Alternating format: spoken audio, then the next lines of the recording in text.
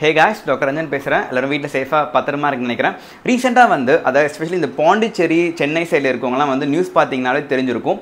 நிறைய பேருக்கு டெங்கு காய்ச்சல் அதிகமா பரவிட்டு இருக்கு. ஒரு நாளைக்கு மட்டுமே 500 மேற்பட்ட பேர் காய்ச்சல் உடம்புனால ஹாஸ்பிட்டல் அட்மிட் ஆகுறாங்க. அதில் 50 பேருக்கு பார்த்தீங்கன்னா டெங்கு பாசிட்டிவ்னு சொல்லியிருக்கு. டெங்குலாம் என்னப்பா பழைய காலத்து கேஸு, டெங்கு மலேரியா சிக்கன் குனியா அது என்ன புதுசாக கொண்டாடுன்னு பார்த்தீங்கன்னா டெங்கு அவ்வளோ சாதாரண ஒரு காய்ச்சல் இல்லை நண்பர்களே. அதுவுமே ஒரு மோசமான ஒரு காய்ச்சல் தான். அது நம்ம பார்த்து இருக்கணும். இந்த டெங்கு வரப்போ அப்படியே அலட்சியமாக விடக்கூடாது. ஸோ என்னென்ன பண்ணணும், இந்த அறிகுறி என்னென்ன நடவடிக்கை எடுக்கணும்னு சொல்லிட்டு எல்லாருக்கும் தெரியணும். ஒரு அவேர்னஸ்க்காக தான் இந்த வீடியோ. ஸோ இந்த வீடியோ ஃபுல்லாக பாருங்கள். அண்ட் நீங்கள் சேனல் சப்ஸ்கிரைப் பண்ணிக்கோங்க. கொரோனா வைரஸ் ஹெல்த் அவேர்னஸ் பற்றி நிறைய விஷயங்கள் நம்ம சேனலில் பேசிகிட்டு இருக்கோம். சேனலை சப்ஸ்கிரைப் பண்ணிக்கோங்க. ஸோ இந்த டெங்குனாவே இந்த டெங்கு மலேரியா சிக்கன் குனியாவே நமக்கு என்ன ஞாபகம் வருது? ஒரு கொசுனால ஒரு பரவற ஒரு வியாதி. ஸோ இப்போ கொரோனா நம்ம வைரஸ் மாதிரி இது ஒரு கொசுலேருந்து பரவற ஒரு வியாதி.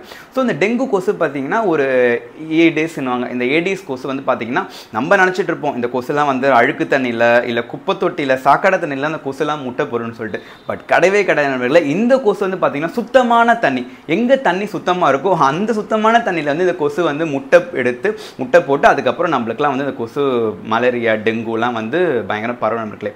ஸோ நம்ம இந்த அறிகுறி, இந்த சிம்டம்ஸ், இந்த டெங்கு வந்தால் என்னென்ன காய்ச்சல்லாம் வரும் அப்படின்னு பார்க்கலாம். ஸோ சிம்டம்ஸ் நம்பர் 1 பார்த்தீங்கன்னா இந்த டெங்கு வந்தாலே உடம்பு வலி பயங்கரமாக இருக்கும். டெங்குவினாவே பிரேக் போன் ஃபீவர், அதாவது எலும்பு உடஞ்சா எந்த அளவுக்கு வலிக்குமோ அந்த அளவுக்கு பாடி ஏக் இருக்குன்னு சொல்லுவாங்க டெங்குல.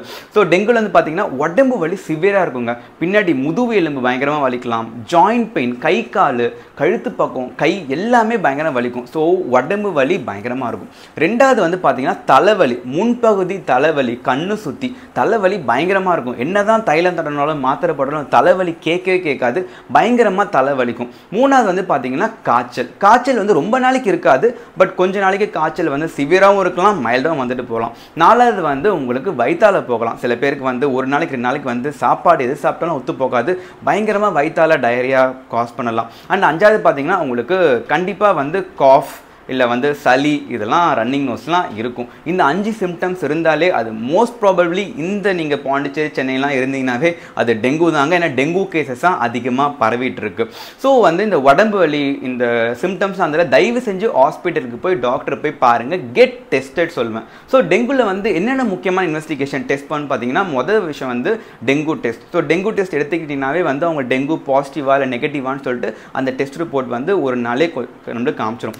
ரெண்டாவது விஷயம் சிபிசி, இந்த கம்ப்ளீட் பிளட் கவுண்ட்னுவாங்க. இந்த சிபிசியில் எஸ்பெஷலி பிளேட்லெட் கவுண்ட்டும் அப்புறம் ஹெமோட்டோக்ரிட்னு இருக்கும். இந்த 2 விஷயமும் ரொம்ப முக்கியம். பிளேட்லெட் கவுண்ட் தான் ரொம்ப முக்கியம். இந்த பிளேட்லெட் கவுண்ட் 1.5 லட்சம் மேலே இருக்கணும் நம்ம உடம்பு நல்லா இருந்ததுன்னா. ஆனால் அந்த டெங்கு வந்துச்சுன்னா இந்த பிளேட்லெட் கவுண்ட் படிப்படியாக கிராஜுவலாக கம்மியாகும். ஸோ இந்த பிளேட்லெட் கவுண்ட் நம்ம கணக்கு வச்சுட்டே இருக்கணும். எஸ்பெஷலி இந்த குழந்தைங்க இருக்காங்க தெரியுமா, அந்த 5 வயசுக்கு ஒரு குழந்தைங்களுக்கு பாதிப்பு அதிகமாக ஏற்படலாம், அப்புறம் வயசானவங்களுக்கு பாதிப்பு அதிகமாக ஏற்படலாம். ஸோ அவங்களுக்குலாம் இந்த சிபிசி கவுண்ட்ன்றது நான் என்ன ரெக்கமெண்ட் பண்ணால் எவ்ரி 2 days ஆல்டர்னேட் டேஸ் இல்லை அட்லீஸ்ட் 3 daysக்கு இந்த சிபிசி டெஸ்ட் எடுத்து பார்க்கணும். அதில் பிளேட்லெட் ஹெமோட்டோக்ரிட் நம்ம எப்பயுமே அந்த வச்சுட்டே இருக்கணும். அந்த கவுண்ட் எந்த அளவுக்கு டிக்ரீஸ் ஆகுது இல்லை லெவல் நார்மலாக இருக்கான்னு சொல்லிட்டு கவுண்ட் வச்சுட்டே இருக்கணும்.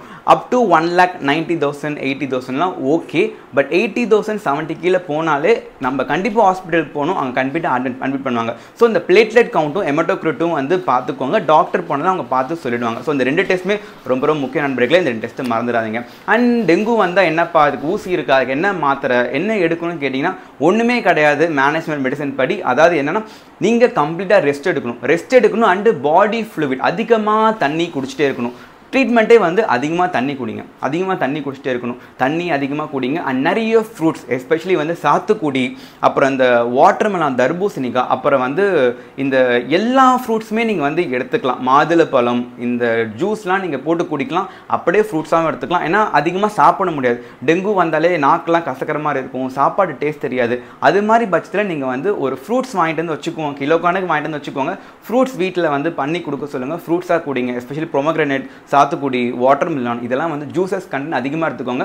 ஒரு நாளைக்கு மட்டும் பார்த்தீங்கன்னா 5லேருந்து 6 லிட்டருக்கு மேலே தண்ணி குடிச்சிட்டே இருங்க. தண்ணி குடிச்சிட்டே இருக்கணும். அந்த டெங்கு உங்களுக்கு சரியான தண்ணி குடிச்சிட்டே இருக்கணும். உடம்பு வலிக்கு காய்ச்சலுக்கு ஆஸ் யூஷுவல் பேராசிட்டமல் டோலாவே போட்டுக்கலாம். வேறு எந்த ஒரு ட்ரீட்மெண்ட்டோ ஒரு இன்ஜெக்ஷன்லாம் கிடையாது நண்பர்களே. இது சிம்டமேட்டிக் ட்ரீட்மெண்ட் தான். நீங்கள் டாக்டர் போய் பார்த்தாலே சொல்லலாம். நான் என்ன ரெக்கமெண்ட் பண்ணுறேன்னா டாக்டர் போய் பாருங்கள். பட் தண்ணி அதிகமாக குடிச்சிட்டே இருங்க. ஆல்வேஸ் கீப் யூ ஹைட்ரேட்டட் சொல்லுவேன். தண்ணி அதிகமாக குடிச்சிட்டே இருங்க. கம்ப்ளீட் பெட் ரெஸ்ட் எடுக்கணும். எதுவுமே வேலைலாம் பார்க்கக்கூடாது. பெட் ரெஸ்ட் எடுத்துகிட்டே இருங்க.